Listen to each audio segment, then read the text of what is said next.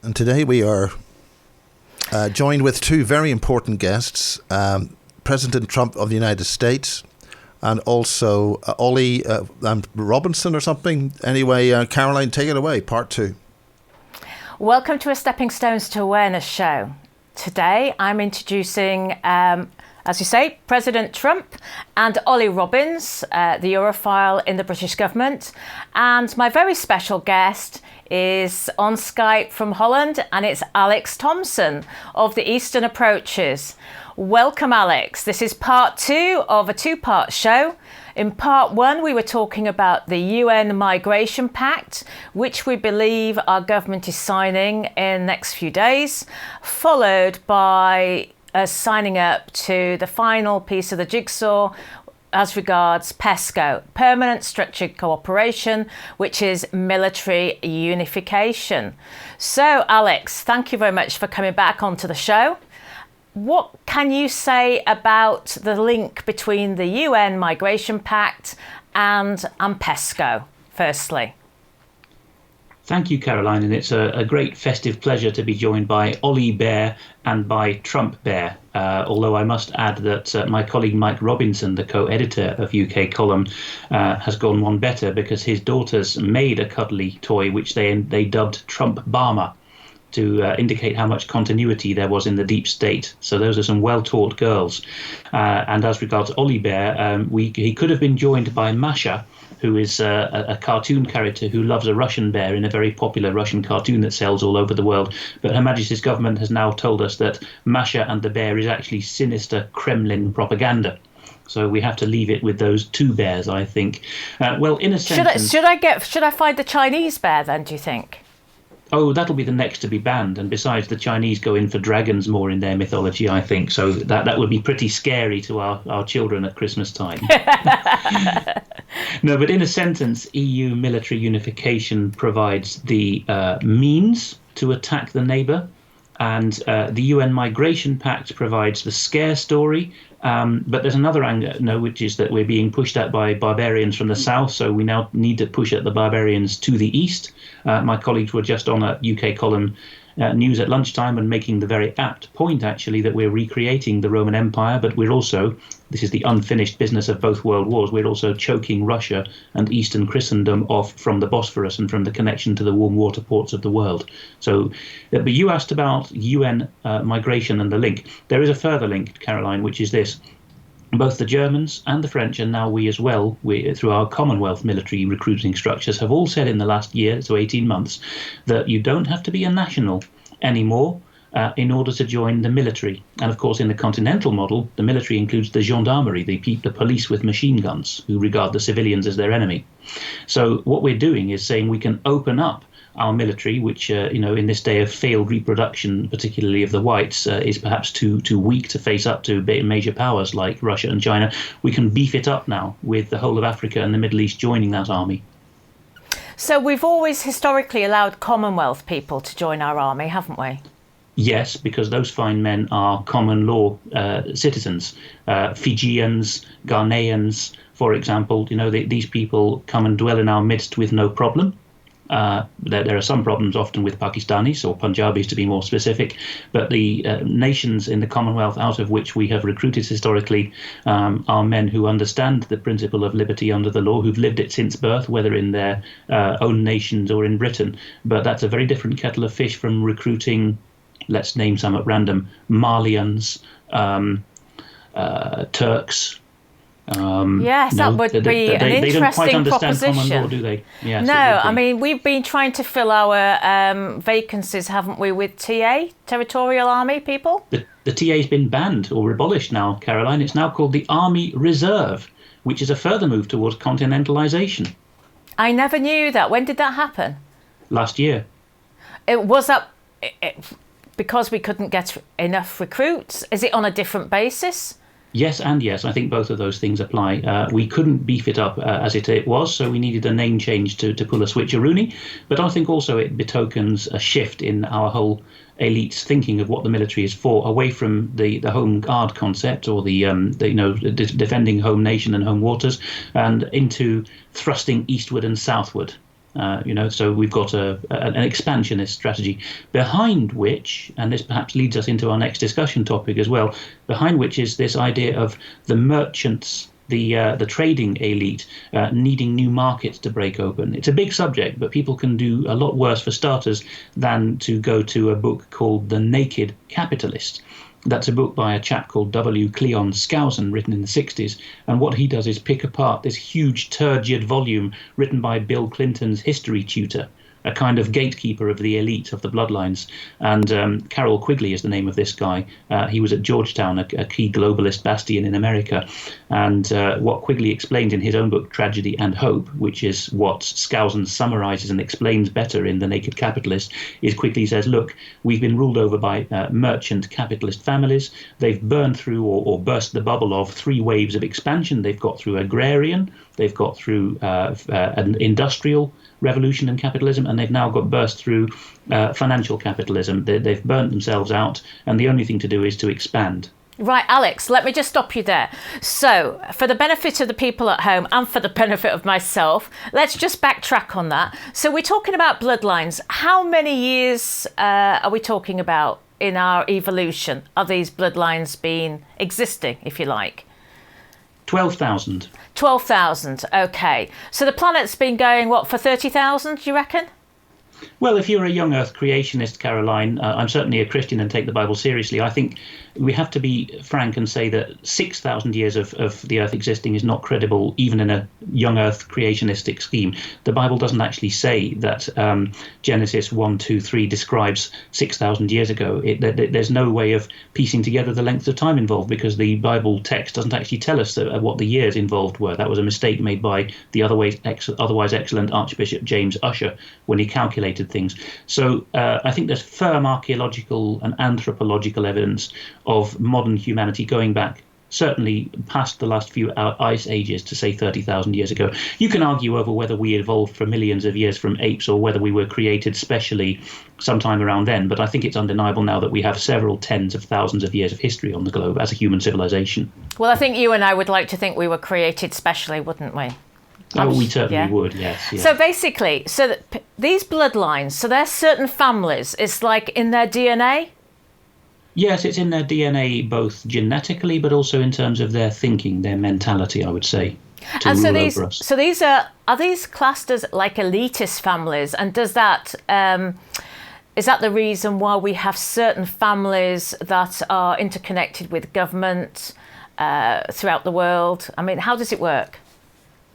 Well, we're always picking at the edges of this subject, Caroline, because they're so jolly secretive, and they like bumping off members of their own families or servants to their families who spill the beans, or even who just refuse to play ball and become the next generation of elitists. They can get bumped off as well. But the best piecing together has been done by a couple of people in the States who've really had to go undercover to do it. One is a Dutchman who's moved to the States called Robin de Ruiter. So the surname is spelled Ruiter. His books are easily found. And the other is a German-American called Fritz Springmeier. That's Springmeier, if I remember correctly. And he's got one major book called Bloodlines of the Illuminati. Now, what these two gentlemen have found, somewhat separately from each other and sometimes in collaboration, is that there's a pattern of 13 families, 13 being a satanic number, who say, OK, we're going to carve the world up between us at the highest level. And below right. them, Can I just go over that? 13 families in the world have carved up the world. They vie for top place, you see. So if one family is not up to it, is not cutting the mustard, they will be demoted. Oh, right. So which one is in charge at the moment? Difficult to say. By the way, the Rothschilds are not one of the 13 families, nor are the Rockefellers, if I'm correct about that. Let me just look at my notes here.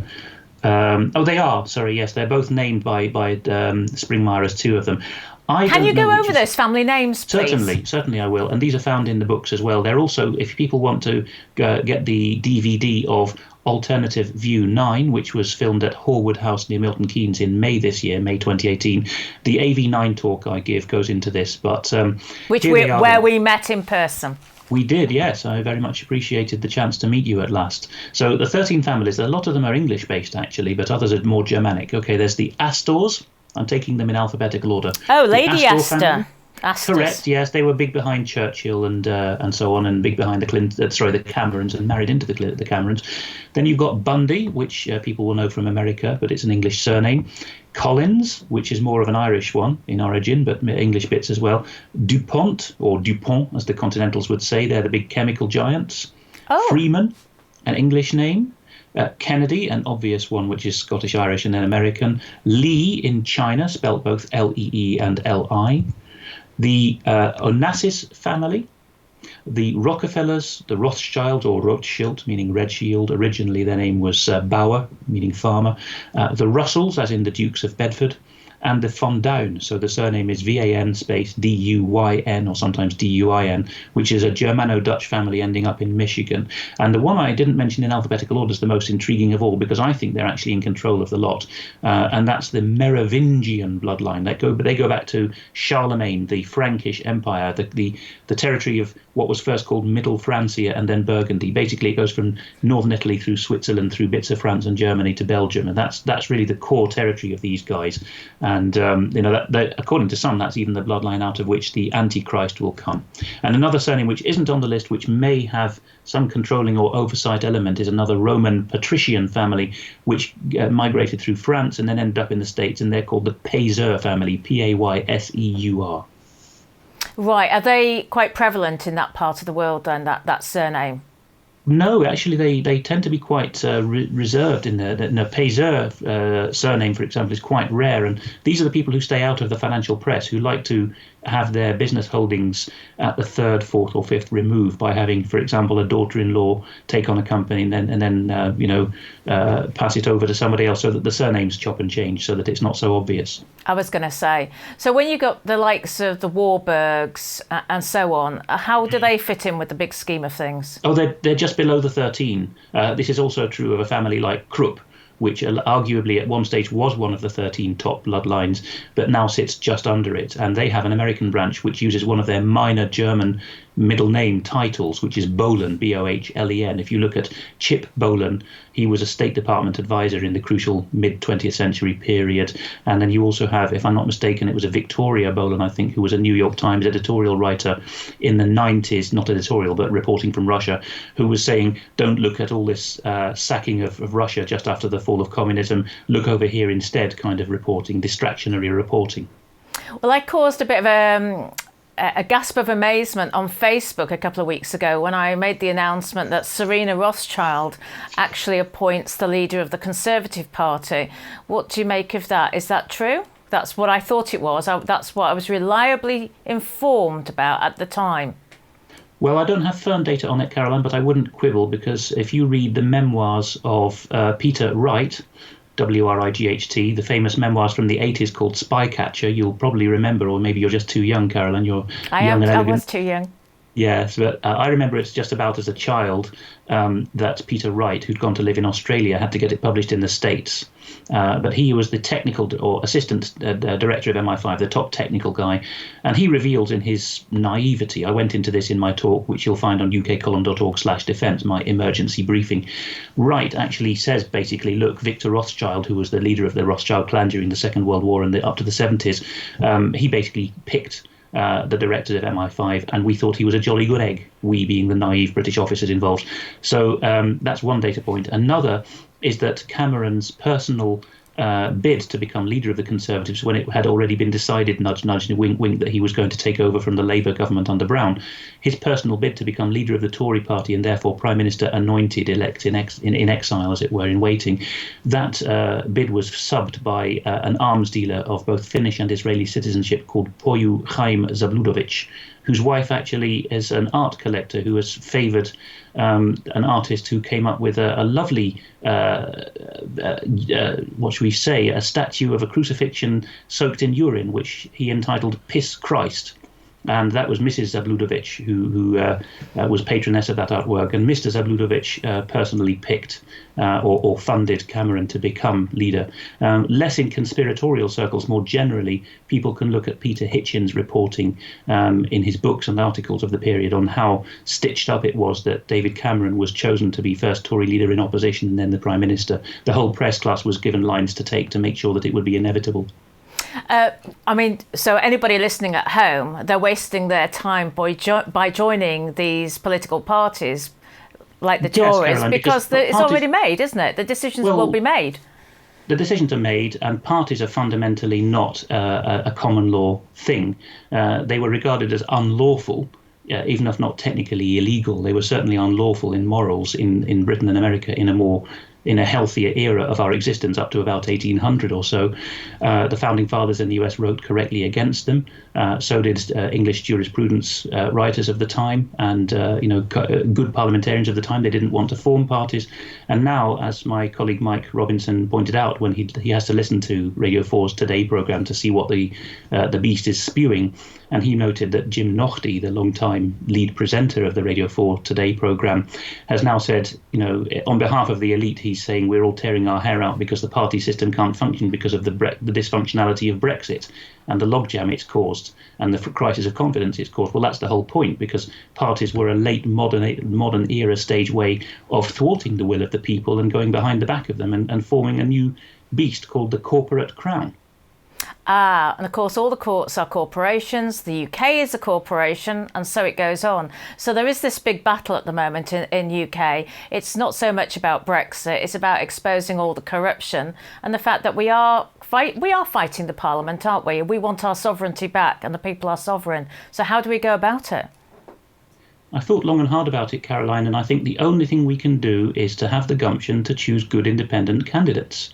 We can't go out on the streets and revolt because the civil contingencies will be brought in, just as the French are on the very verge of doing now with their Yellow Jackets protesters. That's a foolish way to go, because there's many agents provocateurs in these movements. It's interesting that the French have chosen the issue of fuel costs, because that's exactly what we had you'll remember this, at least I'm sure, the big stuff in 2000 about, which suddenly fell off the agenda when we had the foot and mouth disease outbreak. That looked like it was going to bring Blair down in his prime, but of course it was not meant for that. It was meant to show that the revolting plebs would be crushed by a new style use of the army, which is what happened in both the 2000 fuel protests and the 2001 foot and mouth disease outbreak. Really, the army was lionized with its new style generals as a way of crushing the people. Even if they didn't have to come out in force, there was the idea of talk softly and carry a big stick, or being an iron fist in a velvet glove. So yes, the only way to do these things is to get back to old-fashioned hustings, listen to good independent men and vote for them. But I'm afraid that the British people are so apathetic at the moment, I'm not sure we will. Where we're going to go from here, we've got the UN Migration Pact, which is really on the uppermost of everybody's minds at the moment on Facebook, certainly. We've got marches coming up this weekend. What do you think about the usefulness, the utility, or the futility of these marches? Marches are all well and good if they show our overlords that we're not going to accept their plans for us, but they can easily go wrong and go bad. I don't think people should expect a march to culminate in an immediate goal, but it's at least a way of saying not in our name. For example, in 2003, we didn't manage to stop the Iraq War. Nor a few years before that did people manage to stop the fox hunting ban, which was another way of saying up yours to the countryside. But at least the numbers involved, 1 million in both cases, showed that actually the government was no longer acting on our behalf. Well, next year, we've got the clampdown, haven't we, on the internet, with Article 11 and Article 13 likely to be finalised. We've got the prospect of becoming a vassal state through the transition period. And then we've got, I saw in the papers a couple of weeks ago that the European Parliament plans to remove qualified majority voting status for the nation states in regards to taxation, national taxation. Have you heard anything about that?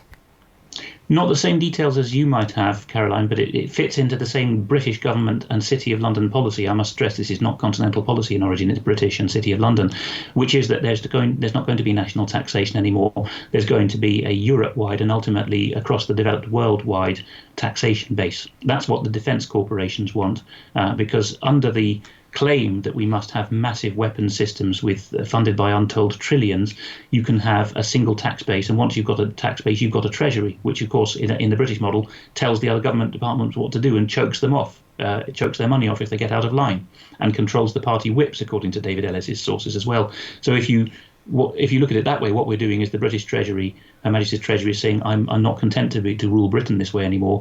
I'm going to be a Europe or Eurasia-wide beast, and I'm going to sit upon all the governments and choke them off when they go out of line by refusing them their money. It's just like watching a slow car crash, isn't it? Just about to happen. There's a sorry inevitability about much of this, actually, but that's due to human fallenness and human apathy in many cases. Yeah, for sure. And these politicians are vying to set up new political parties, which is just never going to work. Never going to work. Political parties are a distraction manoeuvre. Absolutely. I mean, we do need to be highlighting the corruption, for example, with Finchley Road. We need to be telling people about free Melanie Shaw, free David Noakes. The people have been imprisoned for no reason at all. I mean, what sort of UK do we live in?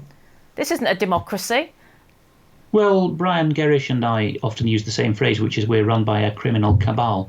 Absolutely. The agencies have come out openly with thuggish people now, like I think his name is Anthony Archibald or something similar, who was one of the two MHRA men who came out and gloated over the imprisonment of David Noakes.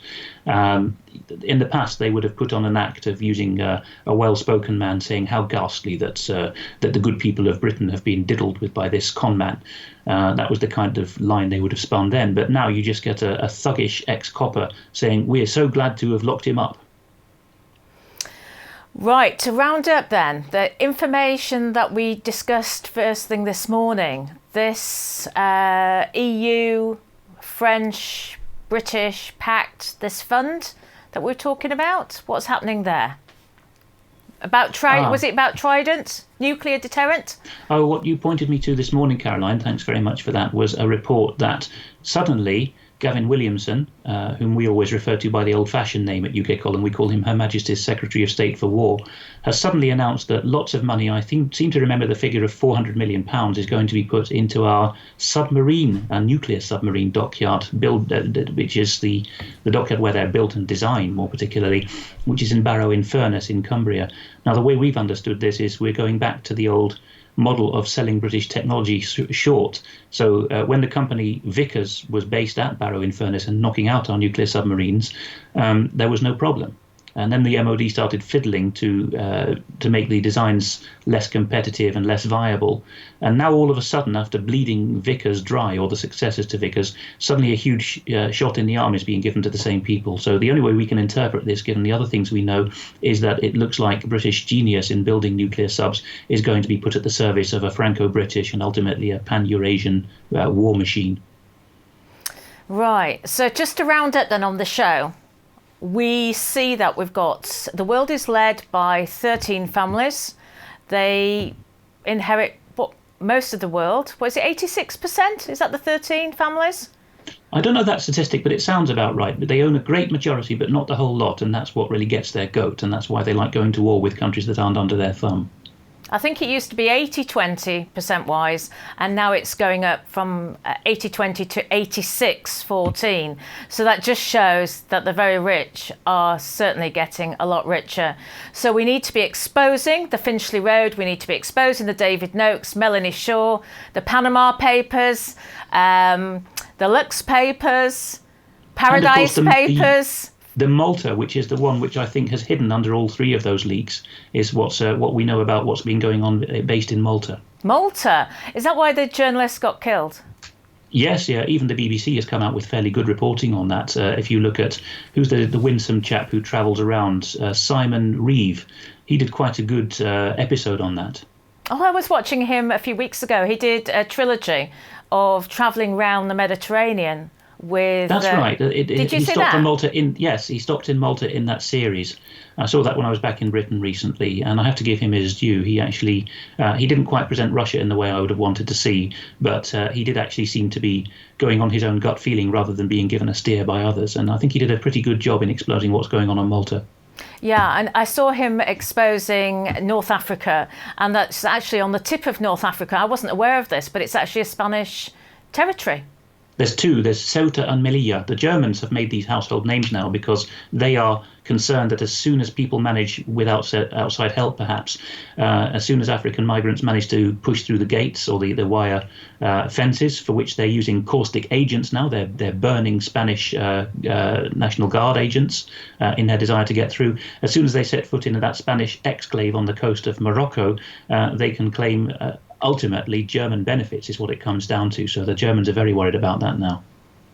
Right, and then, of course, Mr. Reeve goes to a chap in Italy, I think in Sicily still, who organises a flat where young men who claim to be underage, who've got across the Mediterranean, are housed, a social worker who tries to knock their heads together and shake them up. And he admits frankly to Simon Reeve that they've come out of greed and been misled, that he doesn't try to make a noble story out of it. Well, he was an immigrant himself, wasn't he, a few years ago? That's right. It was in Calabria, I think this flat was, yeah. Yeah, and I noticed that in a lot of the villages in Italy, the rural villages on hillsides where they're totally empty, the immigrants have been put in there. They could be migrants, economic migrants from anywhere. They're all there together. Yeah. So I don't know how you integrate them. They've got nothing to do. That's exactly That was the reason why the Italians left there in the first place. That's exactly the point, and you can imagine that if they've brought some sons with them of about age 10, then the beast will be slavering and drooling over its chops as it looks at them and thinks, oh, in 8 years' time, these can join my army and invade Russia for me. Absolutely. And of course, a lot of people who are coming in from other countries, they have their children at a much younger rate. So their generations are increasing far faster than ours. It's not just the numbers that people produce, it's at what age they produce them. Does that make sense, Alex? Yes, this is exactly what's happened to use an old-fashioned word, Christendom. Christendom is not replacing itself demographically, and it's been told from various channels now that it's not really a good idea to have children. Just bring in replacement migration instead. In fact, replacement migration was a term the UN used 20 years ago in a document. Right, on that really cheery note, so we've got the UN Migration Pact, which is going to allow lots more people into the country that perhaps we have no control over. And we've then got military unification, which will allow foreign boots on our soil because we have no say at the parliamentary table next year. And, well, thank you very much to the politicians for getting us into this mess. What a fine mess we're in. Any cheery comments, Alex? Just to say that there's a third string to that nefarious bow, Caroline, which we often report on at UK Column, which is the propaganda effort. And that, again, goes back to the 1940s and was a British government design. Clement Attlee actually spoke about in 1948 in a cabinet paper which he wrote over the New Year break. And he presented it to Parliament on the 4th of January. And he said, look, if we want to unite Europe into a military with a single tact base, then we need 4 prongs of attack. And one of them was the propaganda effort. He actually was honest enough to use that word, although, of course, it was a secret cabinet paper for some decades after that. So that's why the British government is now going hell for leather with this stuff about cyber and hybrid and information warfare and so on, and disinformation, and £100 million budgets to fund so-called anti-Russian propaganda efforts. Anti-propaganda means propaganda, so that we have the blinkers put on to accept the other things you just mentioned. Well, we just need to topple the Parliament with exposing all the corrupt practices, don't we? And the whip system is corrupt as well. We've got artificial intelligence on the way. So a lot of our jobs will be disappearing anyway. So all this, we need more labour. We don't actually, do we? No, we need to use our brains more, which has always been what we've been told not to do in elite economics. Perhaps we watch too much Strictly Come Dancing. I think if the telly went out the window, it would be a good start. Anyway, Alex, thank you so much for coming back on the show. This is part 2 of the Stepping Stones to Awareness with Alex Thomson and Caroline Stevens. Alex, I wish you a Merry Christmas and look forward to seeing you in the new year. And thanks to the audience back at home. Thank you for listening, and I hope you watch one of our future shows with David Scott very, very shortly. Thank you. Bye.